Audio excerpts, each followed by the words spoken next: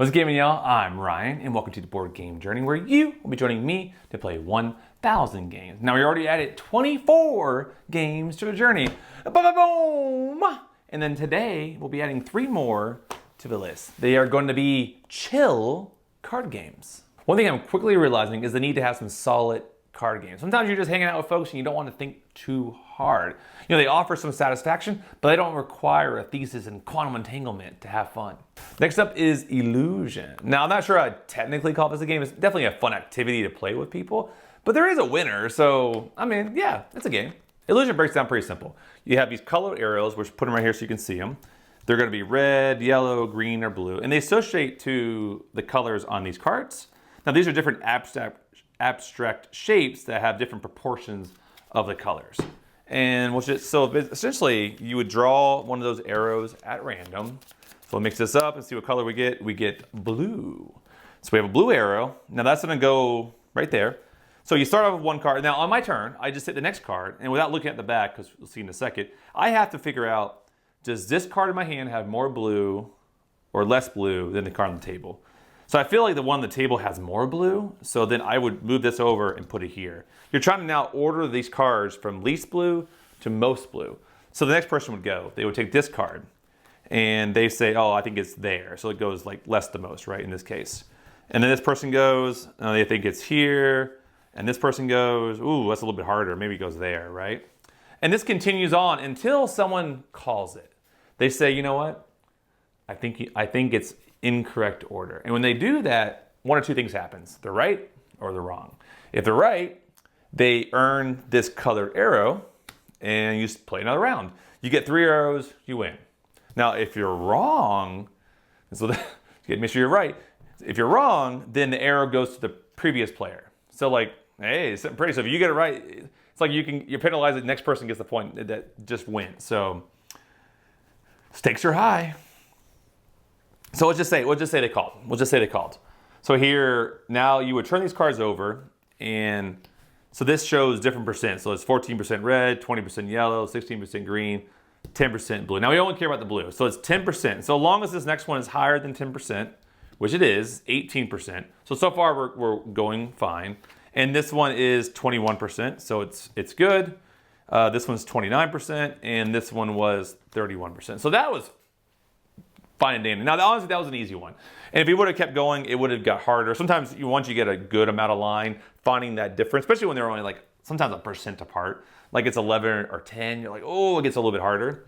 And then sometimes these shapes, I notice the ones that really hurt my brain are when there's just like, I don't know, something about lines, like when there are a bunch of like small rectangles and stuff like that. Something about the proportion of those, just my brain goes, I can't see it, because there's so many like slivers, and you're like, if I add all this together, how much blue is that? Okay, it's my turn. What should I do? I have this card right now, you can see, and it has one little yellow circle, so it's not a lot of yellow. Now the question is, do I take it or do I call it? So looking at these, I mean, I think these are pretty close by looking at them, because it's like a lot of yellow, but then these big chunks of yellow. And this looks pretty close if you really added all those. Yeah, so this is what we're trying to figure out. So I mean, I can quickly go like, no. I mean, I'm pretty confident this is the least of them, right? But some of these are questionable at best. So then that's it. That's my turn. Pretty quick turn. They go pretty snappy. So now the next person goes, and just for fun, we'll say they call it. So we'll see if they call it. We'll see if they got me. So that's 5%, 7%, 14%. So far, so good. 15%. See what I'm saying? That is a close call. Let's look at those again. I don't know if you see that. Like, oh yeah, that's hard to tell. And then 16%, 25, and 29. Okay, I got it. So I won it. Some of those, I'm not gonna lie, was questionable, but I did get it. So I would get the point. Funny little story of this game. I showed it to my good buddy who plays games with me all the time. And he's a graphic designer. So he looks at colors and he just has a brain for colors. And I showed him this game. Man, did I get destroyed. Like he literally could just tell the difference between like 1% and 2% differences. He'd be like, that's about half. That's a little bit more than that one, Ryan. I'm like, man, so I got destroyed. I mean, I never could get more than like 6 cards without him just destroying me. Anyways, so definitely be careful who you're playing with. Like just playing regular people, I do pretty well. Playing with him, I definitely get my butt kicked. Next up is Romi Rami. Now this was a sleeper hit. I bought it, I saw it recommended, and showed my wife, and she loved it, to my surprise actually. And then I showed my mother-in-law, the one I convinced to be a gamer, and she also loved it. So now it's a game that we could play the three of us, and everyone has a good time. So let's get into it. Romi Rami breaks down to 3 ways to score points. The first one is capturing these contract cards right here.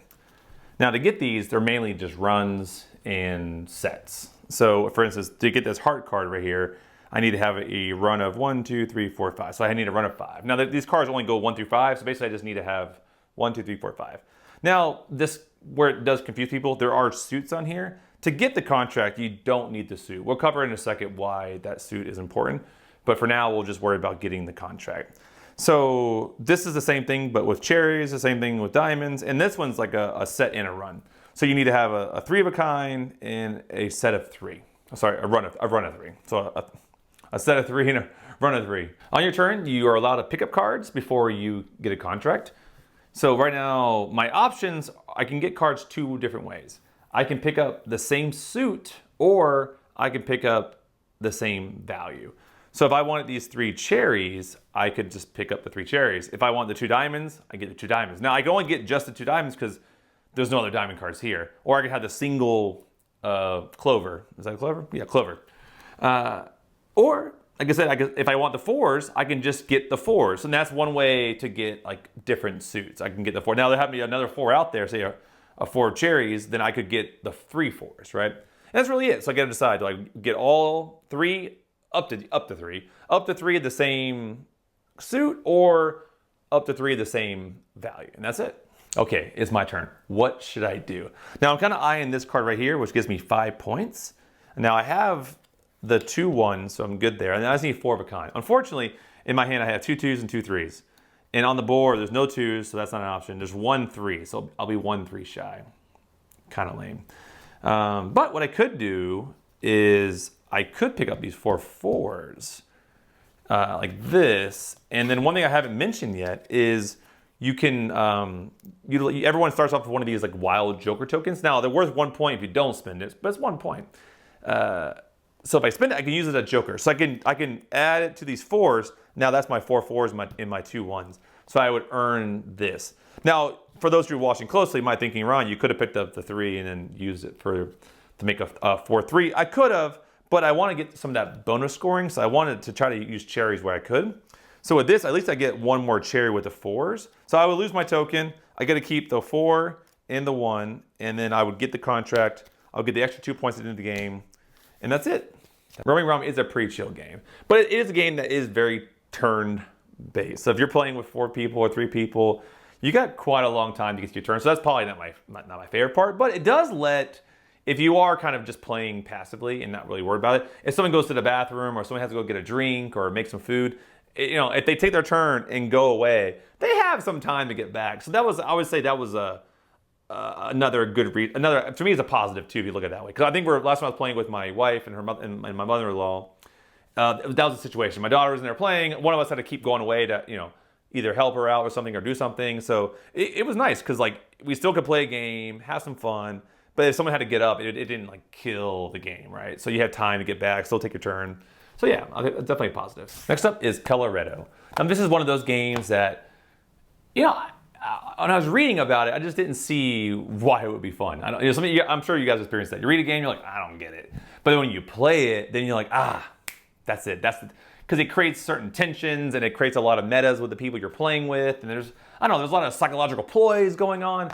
So you can't quite get that from just reading a description of a game. And I think this game definitely falls into that bucket for me. Coloretto is one of those games where it's just easier to explain with people as you play. But I'll just give you a little taste for like what your goal is. So in the game, you're ultimately trying to collect similar color chameleons. In this case, I have 3 green, 3 yellow, and 1 blue. And you're trying to avoid extra colors. So like if I had those 3 collecting, let's say an extra blue, I wouldn't want to get like a purple maybe, because it's going to basically give me negative points. Because in this game, this is how the scorecard works. I'll put it right here so you can see it. So if you get 1 color in your set, it's worth positive 1 point. If you get 4, it's worth 10 points. In this case, I have 3, so the 3 would be worth 6. And if you get 6 of a color or more, it would be worth 21 points. Now, it works the same way for the extra set. So if I was to have 3 blues in this case, and I score all these as 3s, then I would have 6 points. But if I have this extra one, that's going to be a -1 point. Or if I have 2 purples, it's going to be -3 points, and so on and so forth. It goes the other way. And that's essentially it. Now, the question is, how do you get those cards? To get the cards, on your turn, you either can do one of 2 things. You can take one of these rows right here. Well, there'll be columns or rows, depending on how you set them up. Or you can add a card to it. So in this case, there's no cards there. I'll probably just add one. And then there's also these +2 points. So if you get these, they're just +2 points. So now that's my turn. I can either take it or play a card. So once I play a card, my turn's done. Goes to the next person. They play chameleon and it's brown. So maybe they put it there. Now that's it. That's their turn. And then this continues until, let's say it gets back to me. Now it's my turn. Maybe I want to take this one because I get +2 points in a blue, but then I'm out of the round. So I might just take it. And now I have a blue and a +2, which will score me points later. And now the game continues. The game continues until the last one's taken. Now each one of these rows can have a maximum of 3 cards. That's it. So right here, this person played this. That's it. That's the tallest this is going to get. It'd be a green, a brown, and a red, and that's all. That's as far as it can go. Now, let's just say the next person goes here. That's a wild. We'll get to the wild later. But ultimately, this person might be like, you know what? I'll take this one. I want this one. So he takes that one. He's out. This person might take the wild. And then this person can then optionally, he can just say, hey, I can stop at the blue, or I can just push my luck a little bit and see what I can get. So he can only have 3 cards max, but he'll ultimately take that one. But that's it. Now, you continue that way until you get through pretty much most of the deck, and then you calculate your score. Okay, it's my turn. Now, this will be a quick turn because there's not much to these turns in this game. So at this point, I have a lot of browns, orange, reds, and I do have a wild card. So this card, at the end of the game, I can put it wherever I want. So I have 1, 2, 3, 4 browns. So I'll probably put it here because then I'll have 15 points because 5 cards will score me 15 points. But right now, I have a good choice here. I mean, this will give me a red, orange. It gives me a blue, but I'm not too worried about the blue one because although it is a negative points, it would be -3. I mean, this orange right here, I went from 3, I'll go from 6 points to 10 points. And this red, same thing, I'll go from 6 to 10. So I'm okay by losing a couple points. It's not a big deal to me. And then once I put this wild on one of these, it's going to give me a lot more points. So I think that's a no-brainer there. So in summary, I would say all these games fit a different niche. If people are not gamers and you want to introduce some kind of game to them, I would say Illusion is your best bet for that because it's just so simple. Does it have more color or does it have less color? It's the easiest game to explain to somebody. And it does pull you in. I know the premise seems simple. I don't know if it comes across on camera, but it is a fun game to play. It's just because, I don't know, people get so invested into like the activity, being like, I don't know, but I might have a little bit more pink. And so I think because of that, it grabs people in. And it's a good like gateway game, I would say, get people into like gaming. And it's something they've never seen before, I almost guarantee it. And then Coloretto, I would say this is, on the surface, a little confusing at first because you had to collect 3 sets, but then more is negative. So just one of those games where if you just play it with them, especially the first round, because you're going to play like a lot of rounds with this game, and at the end you score.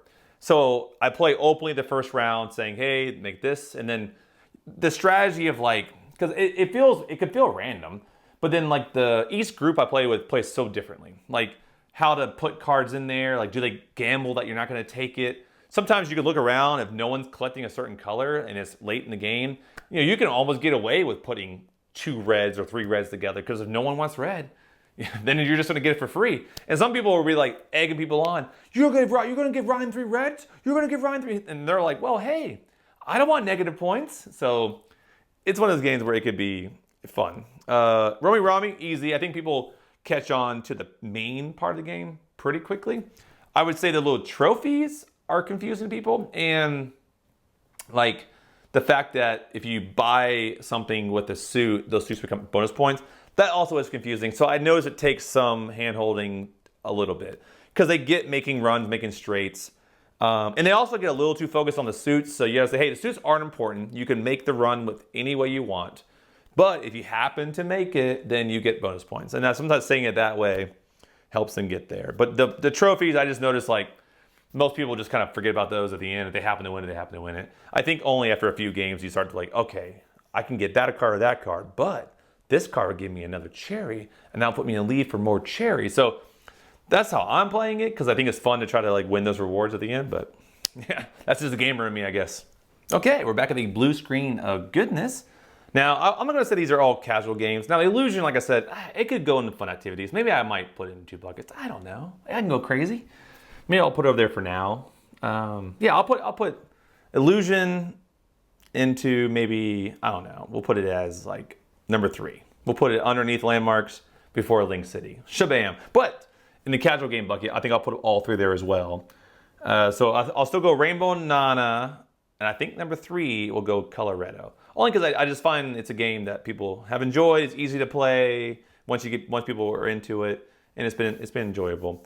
Then we'll go Panda Panda, number 5 Illusion, number 6 Romi Rami, and then then everything else just kind of shifts down. Go Sly, Flowers, Sky Joe. I do think this will mix around, because I'm noticing that I mean, coincidentally, these games have been in rotation a lot lately. So I'm curious after I play, especially I haven't played Rainbow and Nana for a little bit now. So I might try to insert those games back into like the casual group again and see how they go over. But yeah, so far it's just these lists are starting to fill up. So we got welcoming games and casual games. We're going to start bumping things, and I think that's where it's going to really get interesting. And thank you again. Hey, hit subscribe and all that good stuff. I love to hear from you guys. Leave a comment. You know, it's just been fun. Hey, let's make it fun. We are board game nerds after all. Let's have some fun. And so, yeah, thank you again. And thank you again for joining me on this journey. I mean, where we're at now, 24? Or is this be 27 games now? I mean, it's starting to add up. I feel like we'll be at 50 before I know. Maybe at 50, I'll do something special. Maybe I'll do some giveaways. There's all these games that I know I'm not going to keep. Maybe, hey, if you guys want some, let me know. Leave in the comments. Say, hey, I'm interested in free games. Love to give them away. So, yeah, until next time, take care. Peace.